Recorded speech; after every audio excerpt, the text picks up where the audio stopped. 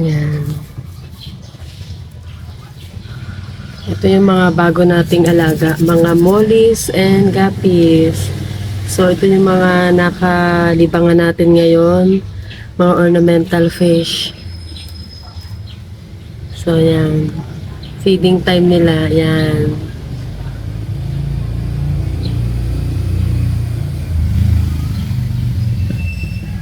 Ayan, magutom na gutom sila.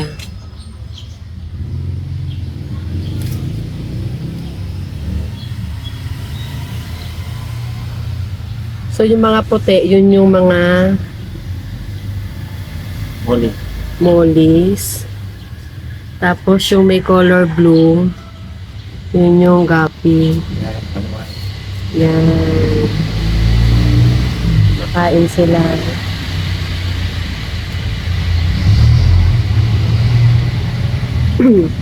Yan ang ating bagong hobby ngayon. Welcome to the family here at Roby's Farm.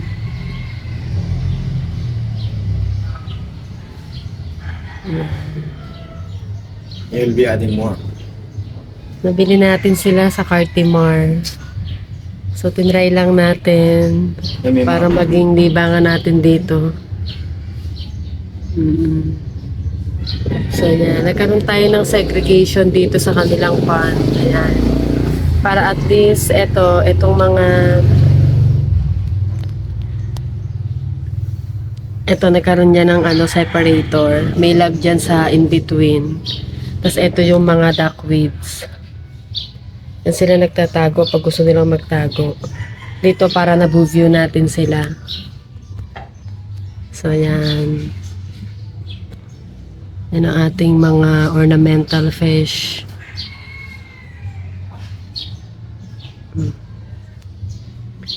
Actually, may nanganak na dyan na guppy.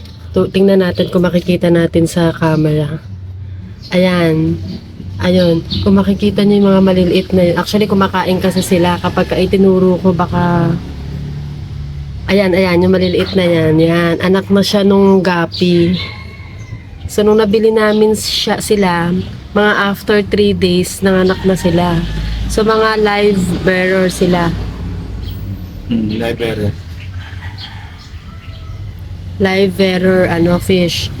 So, pag nanganak sila, ayan, fish na din sila agad. So, ayan. Ayun, ang dami na nung maliliit. Yun yung mga anak na nung mga guppies. Dalawa yatang guppy yung nanganak na before, no? Siguro mga 8 yun, yung maliliit na yun. So, tingnan natin kung makikita tayo dito sa side.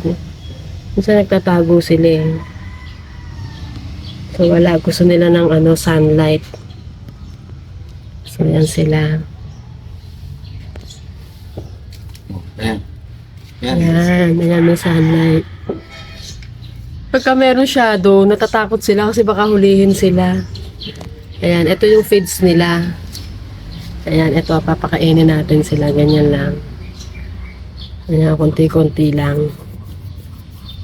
Dahil konti lang naman sila.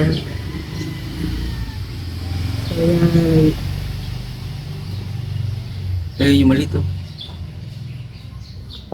Malaki na siya. Ang bilis niya lumaki. Siguro mga wala pang 1 week, no? Ang lalaki na niya, yung mga anak ng guppy.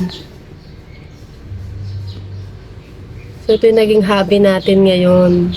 Bukod sa hito at saka tilapia, meron na rin tayo mga ornamental fish. Yan. Sa susunod, lalagyan natin sila ng mga swordtail o kaya ng mga platy. Yan. Wala dito sa may greenie. Ayan, ito may guppy dito isa. Ayan. Merong hornwort. Ayan. Binilan din natin sila ng hornwort. Tsaka ito yung duckweed. Yung malaki na malilito. Meron din kangkong. Yung ganda. Ayan. So maganda pagka naaarawan sila. Kitang-kita yung beauty ng mga isda.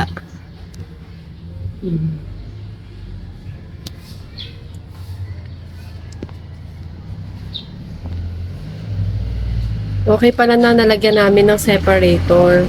Kasi yan, pagka viewing, gusto mo siyang makita, nakaka-refresh siya umaga. Ayan, Kitang-kita mo. Kasi kung may mga duckweeds yan lahat, hindi mo makikita yung mga isda kasi magtatago sila sa ilalim. So yan. So yan ang ating libangan ngayon. At sila ang ating bagong member here at Gobi's Farm.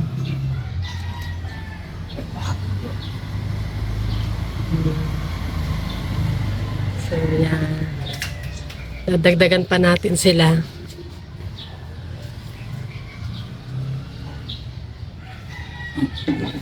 Sensitive sila kapag kami mga movement.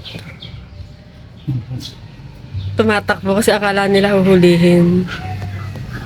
Ayan, ang gaganda. Yung gapi natin may color blue, pero yung molly, kulay white lang siya. Ayan. Pagka may movement nagtatakbuhan sila.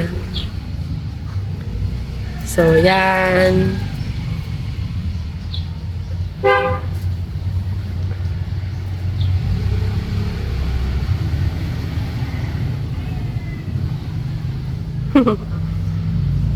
Tatago.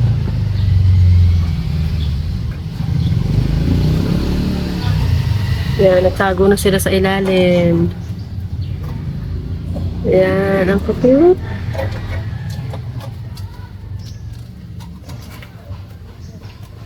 Ayan, yan yung maliliit. Ayan, anak na yun ng gapi. Yan.